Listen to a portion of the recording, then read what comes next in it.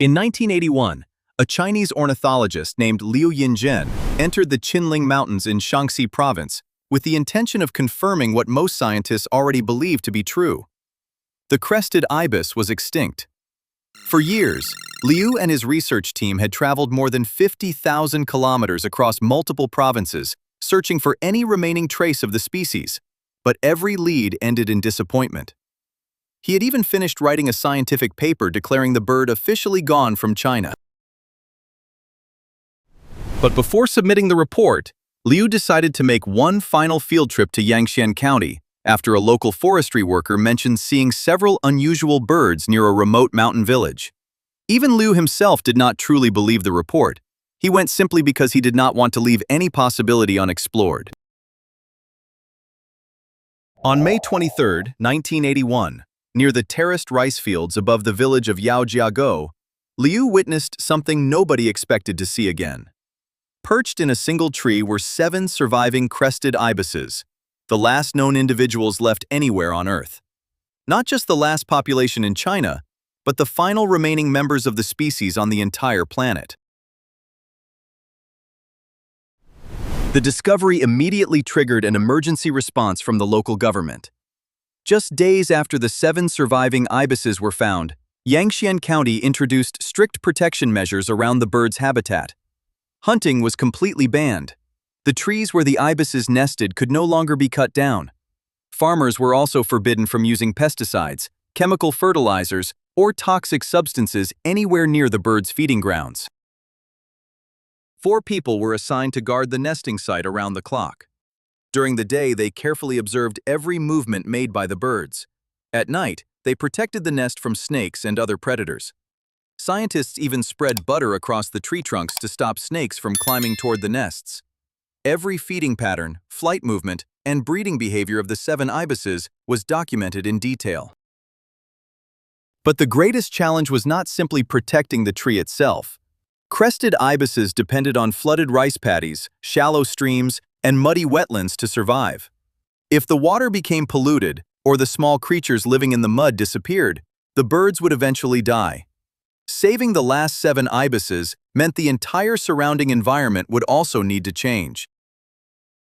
At the time, nobody in Yangxian County realized that the decision to protect a nearly extinct bird would eventually reshape the agriculture, forests, and ecosystem of the Qinling Mountains for decades to come. Crested ibises survive by feeding in flooded rice paddies, where they use their long, curved beaks to search through the mud for small fish, freshwater crabs, frogs, and insects. But by the early 1980s, much of rural China was rapidly shifting toward modern agriculture, filled with chemical fertilizers and pesticides. As those chemicals spread across the countryside, the tiny creatures living in the wetlands began disappearing, leaving the birds with less and less food. To keep the final 7 ibises alive, local authorities asked farmers near the birds' habitat to return to traditional farming methods. No herbicides, no toxic pesticides, no industrial fertilizers. Everything had to be cultivated the old way, by hand and with natural compost. For many villagers, this felt like a major economic setback. Crop yields dropped, the work became harder, and while the rest of China was modernizing its agriculture, Yangxian County appeared to be moving backward. But over time, something unexpected began to happen. The rice grown in the chemical-free paddies around the ibis habitat turned out to be cleaner and higher quality than ordinary rice produced elsewhere. The water remained healthier, the ecosystem beneath the mud stayed alive, and consumers could taste the difference in the grain itself. As demand for safe organic food exploded in China's growing cities, rice from Yangxian County quickly gained attention. By the early 2000s, ibis-friendly rice had become a recognized brand. What was once viewed as an economic sacrifice had transformed into one of the region's greatest financial advantages. But the biggest transformation was not limited to the rice fields alone. As the ibis habitat became heavily protected, logging and large-scale human activity across the Qinling Mountains also began to decrease. Before the conservation program started, much of the forest had already been damaged by years of tree cutting, agricultural expansion, and excessive resource extraction. The streams where the ibises searched for food were becoming polluted and lifeless, with fewer aquatic creatures surviving in the water. Once human pressure on the region was reduced, nature slowly began repairing itself in ways nobody expected. Trees gradually returned to the mountain slopes. Vegetation along the streams started growing back. Insects, freshwater creatures, and other small organisms reappeared in the wetlands and flooded paddies surrounding the villages. Over the decades, the bird's habitat expanded at an astonishing rate. In 1981, the crested ibis survived within an area of less than 5 square kilometers. By 2022, that habitat had grown to more than 16,000 square kilometers across northwestern China. Not because humans rebuilt the ecosystem by force, but because protecting a single species unexpectedly gave the mountains enough time and space to heal themselves naturally. While the forests of the Qinling Mountains slowly recovered, Chinese scientists understood that protecting the habitat alone would not be enough. With only 7 birds remaining on Earth, a single disease outbreak, natural disaster, or failed breeding season could wipe out the species forever.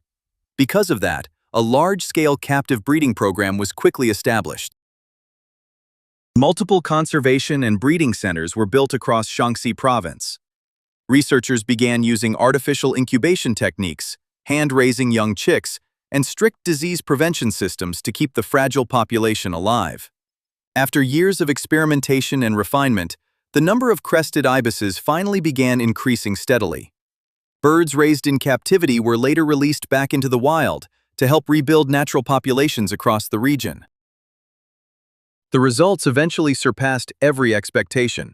From only 7 surviving birds in 1981, the population grew into the hundreds by the late 1990s.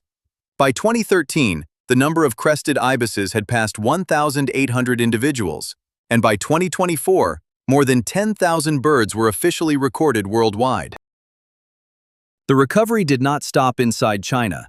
Crested ibises bred through the conservation program were also sent to Japan and South Korea, helping restore populations in countries where the species had disappeared decades earlier. What makes this story truly remarkable is not just the fact that a bird species was saved from extinction. The most incredible part is how the survival of only 7 crested ibises slowly transformed an entire region over the course of 40 years. Farmers who once believed they were sacrificing their livelihoods to protect the birds eventually earned greater profits through organic agriculture. Forests that had been heavily damaged began turning green again. Streams recovered, and countless small creatures returned to ecosystems that had nearly collapsed. And all of it started because one scientist decided to make a final field trip before submitting an extinction report.